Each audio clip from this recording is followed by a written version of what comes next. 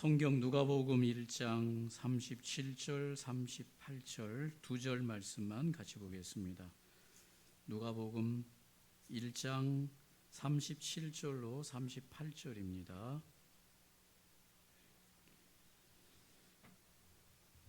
찾으셨으면 우리 함께 읽도록 하겠습니다. 대저 하나님의 모든 말씀은 능하지 못하심이 없느니라. 마리아가 이르되 주의 여정이 오니 말씀대로 내게 이루어지이다 하매 천사가 떠나가니라.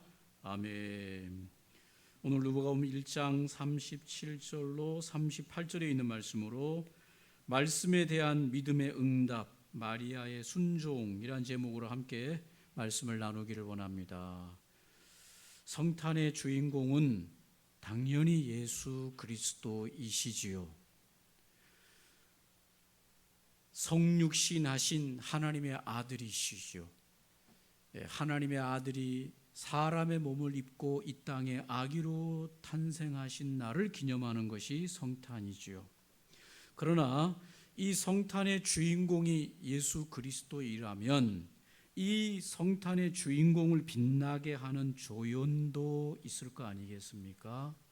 그런데 오늘 성탄의 주인공이신 예수님을 참으로 빛나게 하는 조연 중에 조연이 누구냐? 우리가 잘 아는 마리아입니다.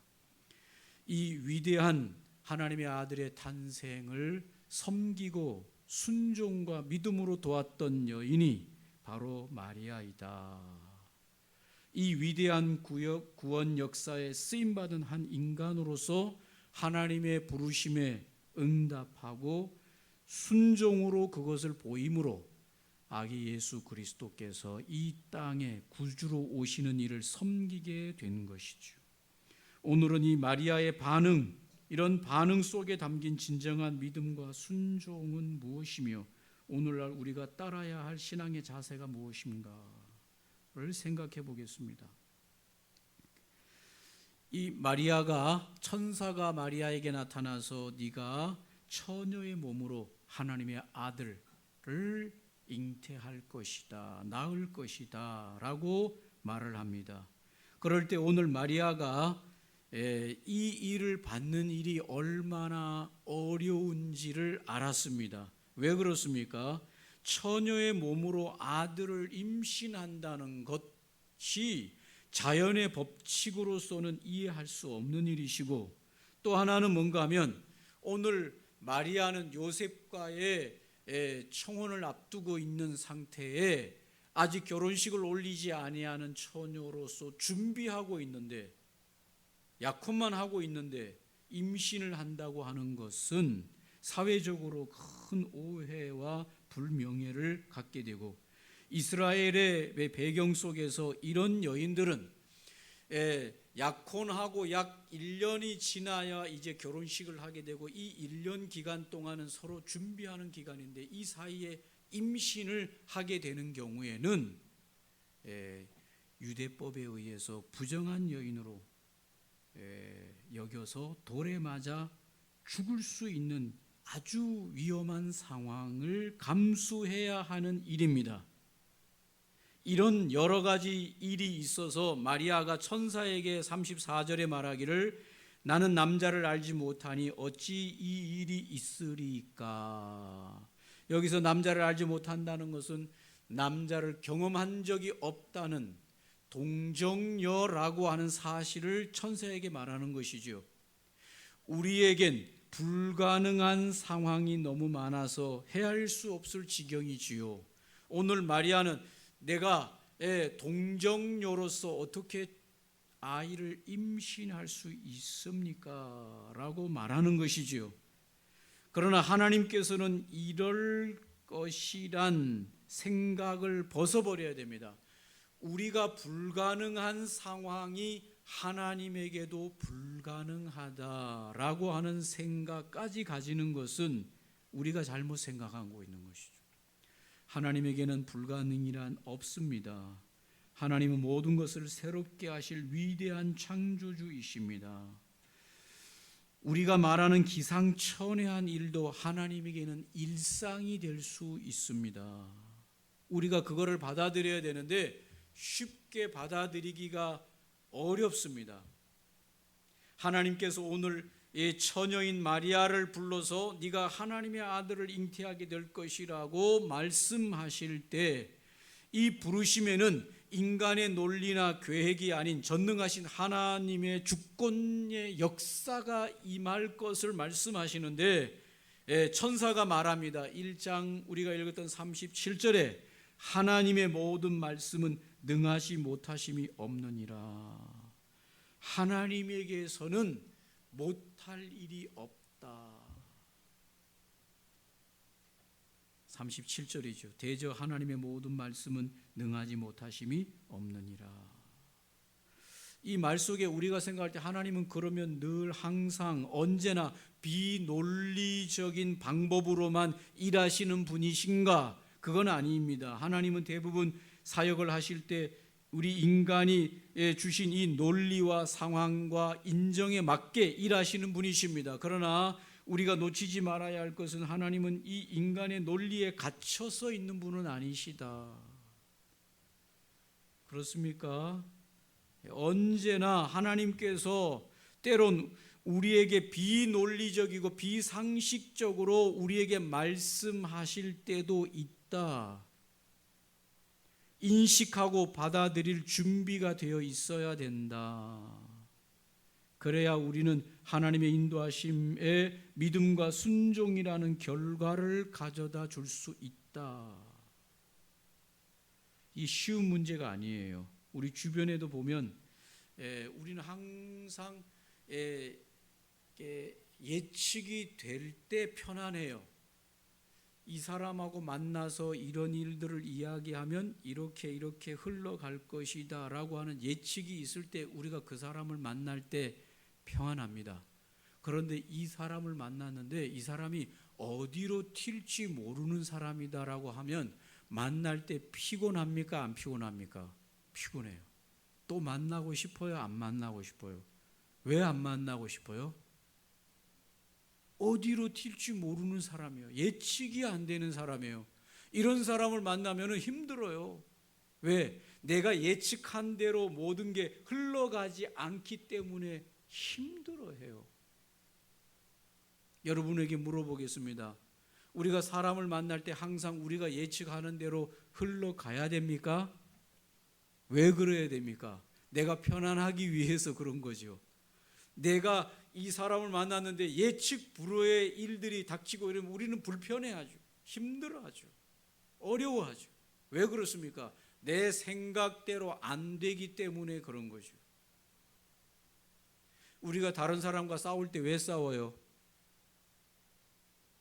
내 생각대로 이게 움직여지지 않으니까 싸움이 일어나는 거예요. 여러분에게 물어보겠습니다. 그 사람이 여러분의 생각대로 움직여줘야 됩니까? 왜 아니라고 하세요? 움직여줘야 되지.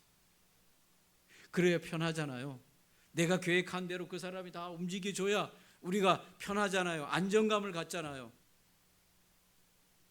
그런데 이게 사람과 사람 관계는 그렇다 치더라도 오늘 말씀드리려고 하는 것은 우리가 하나님을 대할 때도 무슨 생각을 갖고 있다는 거예요? 내 생각대로 하나님이 움직여줘야 우리가 편안한 거야. 내가 계획한 대로 하나님이 그렇게 해주셔야 내가 행복하고 내가 기쁘고 내가 즐거운 거예요. 누가 그렇게 움직여줘야? 하나님이 그렇게 움직여줘야. 여러분, 이 내용 속에 하나님이 주인인 거인이 있어요? 내가 주인이겠어요? 대답을 안 하시는 여러분, 그런 내용을 가만히 들여다보면 내가 주인이고 하나님은 내 말을 들어주시는, 내가 요구하는 걸 들어주시는 분으로 이게 순서가 바뀌어 있어요. 여러분, 하나님은 그런 분은 아니십니다. 우리가 하나님의 말을 들어야 될 인생들입니다. 하나님이 주인이십니다. 하나님이 결정하시는 겁니다. 우리는 그 하나님의 말씀에 순종해야 될 인생들입니다. 근데 그게 쉽지 않아요. 오늘 하나님께서 잘 신앙생활하고 믿음이 좋은 마리아에게 나타났어요. 천사를 보냈어요. 너에게 하나님의 아들을 잉태케 해서 구주를 나게 하실 것이다 라고 했는데 마리아가 이게 무슨 말입니까? 쉽지 않아요. 왜 쉽지 않을까요? 이게 예측 불허의 일을 하나님께 하시는 것에 대해서 받아들이는 일이 쉽지 않다 그 말입니다. 성경에 보면 홍해를 가르는 사건이 나옵니다. 하나님께서 모세를 통해서 홍해를 갈랐어요. 이 홍해가 바다라고 생각하잖아요. 홍해 바다를 갈랐습니다. 하나님은 모든 만물의 주인이신 것을 이스라엘 백성들에게 보여주신 것이죠. 맞습니까? 애굽의 군대들에게도 하나님이 이 모든 것의 주인이다. 자연이 질서대로 움직이게 하셨지만 때로는 하나님께서 필요하시면 그 자연의 질서를 거슬러서 하나님의 의도를 일으킬 수 있는 분이라고 하는 그런 믿음을 심어주기 위한, 하나님이 누구이신가를 보여주기 위한 사건이 홍해를 가른 사건 아닙니까? 광야에서도 어떻게 먹을 만나가 40년 동안이나 내리겠어요? 절대로 그런 일은 있을 수 없어요. 인간의 이성으로는 그런 일을 상상할 수 없습니다. 그러나 오늘 하나님께서 이스라엘 백성들을 광야에서 40년 동안 만나를 내려 먹이시고 메추를 아기를 주셔서 먹이신 것은, 이런 모든 기적을 행하신 것은 하나님이 이 세상의 주인이라고 하는 것을 믿게 하는 이스라엘 백성들에게 믿음을 주기 위한 하나님의 기적이지요.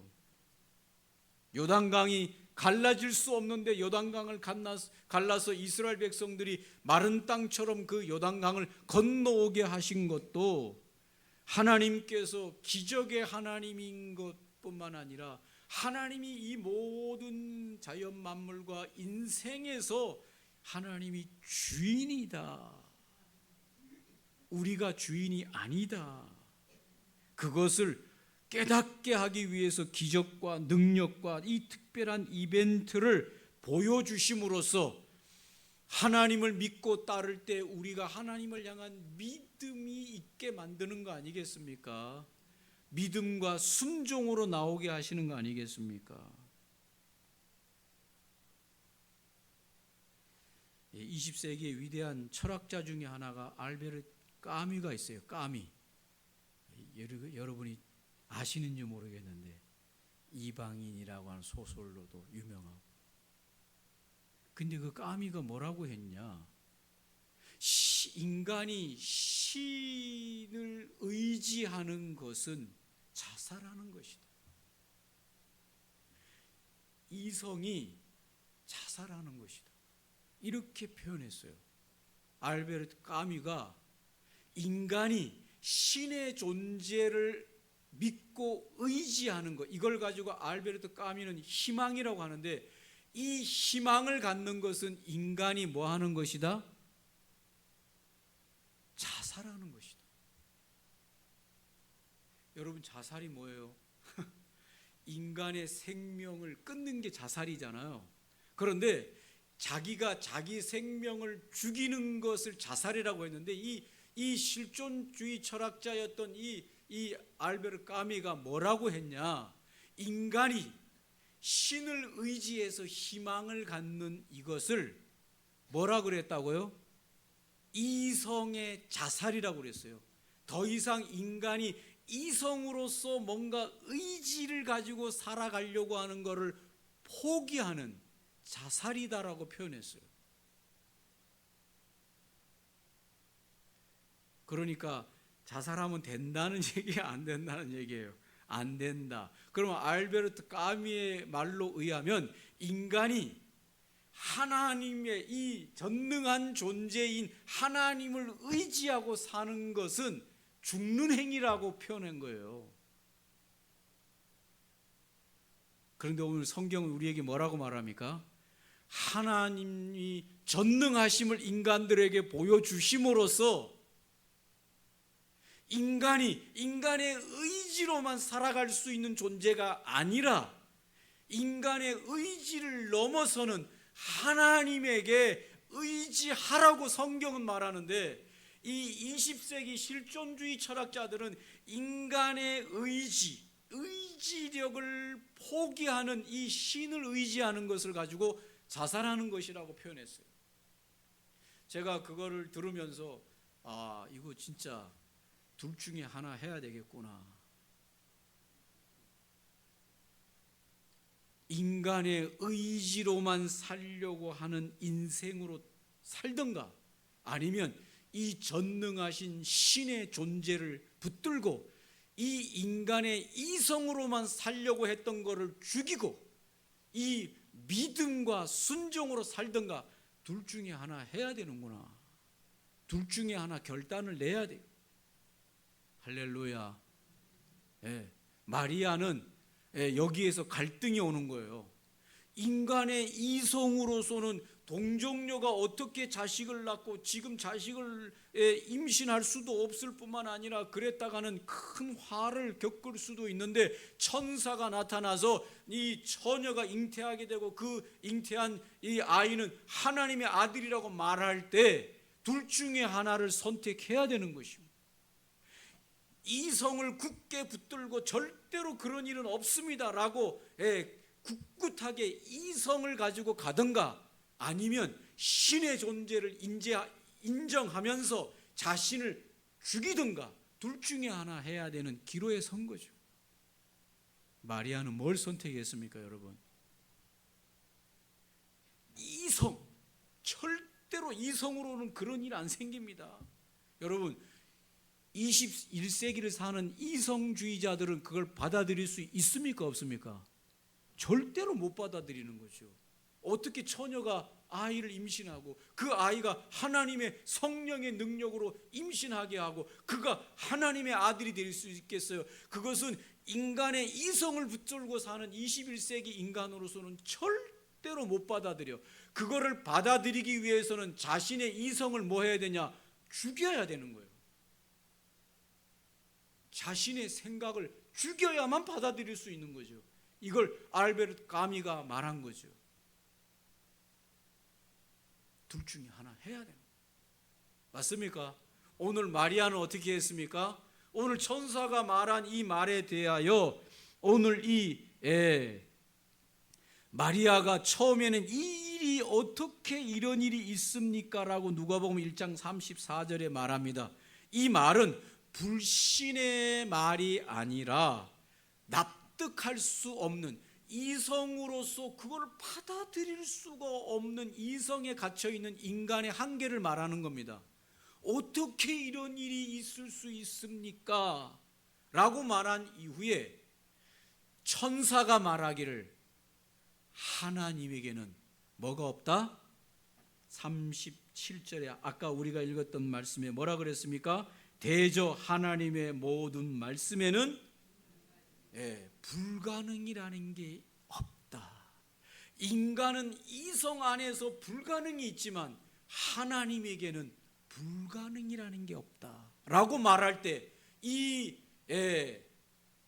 마리아가 21세기의 마리아가 아니라 0세기에 이제 거기서부터 1세기가 시작되니까 1세기의 마리아가 이성을 죽이는, 자기의 이성을 내려놓고 하나님의 전능하심을 받아들이는 여인으로 바뀌게 되는 것이죠. 맞습니까, 여러분? 마리아는 상식과 논리에서 자신이 벗어나지 못하는 것을 깨닫게 된 거면, 나는 이성이라고 하는 것에 사로잡혀 있구나. 이 알베르 까미가 그걸 주장하는 거예요. 이성을 놓으면 안 된다고 주장하는데 저는 아니라고 생각합니다. 오늘 이 말씀은 우리가 인간의 이성을 넘어서 역사하시는 하나님의 역사를 받아들일 수 있어야 된다. 그 여인이 누구냐? 오늘 마리아예요. 어떻게 이런 일이 있습니까? 라고 이성으로 그걸 붙들고 있던 마리아가 그의 상식과 논리를 내려놓고 오늘 천사가 말한 대로 하나님에게는 전능하셔서 못할 일이 없으신다고 말할 때 오늘 마리아가 38절에 이렇게 말합니다. 마리아가 이르되 주여 여종이오니 말씀대로 내게 이루어지이다 하매 천사가 떠나갔더라. 할렐루야. 여러분, 오늘 이 성탄절의 주인공은 예수 그리스도인데 이 주인공이 이 땅 가운데서 주인공으로 떠오르게 하기 위한 위대한 조연이었던 마리아는 이 일을 받아들이기 위해서 자기의 이성을 죽이는, 자기의 이성을 내려놓는, 그리고 하나님의 전능하심에 순종하고 받아들이는 이 순종과 믿음을 통해서 위대한 예수의 어머니로 이 땅 가운데 거듭나게 된 거 아닙니까? 맞습니까? 지금도 하나님께서는 우리에게 말씀하실 때 우리가 가장 하나님의 말씀 속에서 힘들어하는 일은 뭔가 하면 이성을 붙들 것이냐 하나님의 말씀을 붙들 것이냐가 충돌이 올 때, 충돌하지 않을 때는 상관없지만 이 마리아처럼 충돌이 올 때 우리는 뭘 끝까지 붙들려고 하고 있습니까? 인간의 이성과 경험을 붙들려고 하는 데서 오는 이 충돌이 오는 거예요. 그럴 때 오늘 마리아 주의 여종이오니 뭐가 이루어지기를 원한다?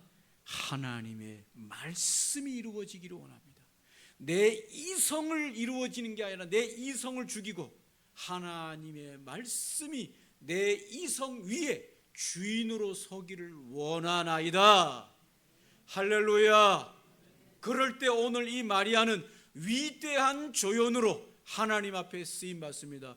오늘 21세기를 살아가고 있는 이 2025년을 살아가는 저와 여러분에게 있어서 가장 우리를 힘들게 하는 것은 내 안에 있는 이 이성과 인간의 경험, 이거를 놓을 것이냐, 놓지 못하고 끝까지 붙들고 하나님이 그런 일을 행하신다는 것 도저히 못 믿겠다고 말하고 그걸 받아들일 수 없다고 계속해서 싸울 것이냐의 문제라 이 말입니다. 여러분, 계속 싸우세요. 누가 이기나 해보세요. 내 이성과 내 경험이 이기는지, 전능하신 하나님은 불가능이 없다고 하신 하나님이 이기는지 싸워보세요. 저는 일찌감치 포기했습니다. 알베르 까미가 말한 것처럼 신의 희망을 갖는 자는 자살하는 자라고 했는데 나는 이미 벌써 자살했어요. 알베르 까미의 생각에 의하면 나는 이미 자살했어요. 인간의 이성만으로는 이 세상을 살아갈 수 없다고 하는 걸 이미 자살했어요. 여러분 아직 살아있으면 계속 그렇게 사세요. 살아보세요. 여러분의 이성만 가지고 한번 살아보세요. 이 세상을 어떻게 살 수 있는가? 2025년 전에 마리아도 이미 그의 이성과 경험을 넘어선 천사의 그 말 앞에 그는 자기 자신을 죽이고 하나님의 말씀 앞에 순종함으로 위대한 조연으로 하나님 앞에 쓰임받았는데, 여러분도 결단하시라 그 말입니다. 끝까지 인간의 이성으로만 붙들고 살 건지 아니면 위대한 하나님의 역사를 내가 받아들이기 위하여 내 이성을 꺾을 것인지를 결단하시라. 이게 결단이 안 되면 교회 예배당 왔다 갔다 하는데 괴로워요. 이게 결단이 되고 나면 위대한 하나님의 역사 속에 이끌려가는 겁니다. 할렐루야. 이번 성탄을 앞두고 여러분 안에 이 고민과 갈등을 하시기를 주님의 이름으로 축복합니다. 오늘 말씀을 기억하면서 마리아의 이 결단, 이 순종, 이 믿음이 나에게 있는가를 고민하시고 나와 오늘도 싸우기를 원하시는 하나님 앞에 전능하신 하나님이여 나를 이기시고 나를 다스리시고 나의 경험과 나의 이성을 넘어서는 위대한 역사로 다가와 주시옵소서. 이번 성탄에 내가 살아계신 하나님을 경험함으로 내 이성을 넘는 위대한 역사들을 경험하게 하여 주옵소서. 같이 한번 이 시간에 기도하고, 기도원 협회 사역을 위해서도 기도하고, 일본 당기 선교를 위해서도 한번 기도하고 마치겠습니다. 함께 기도합니다.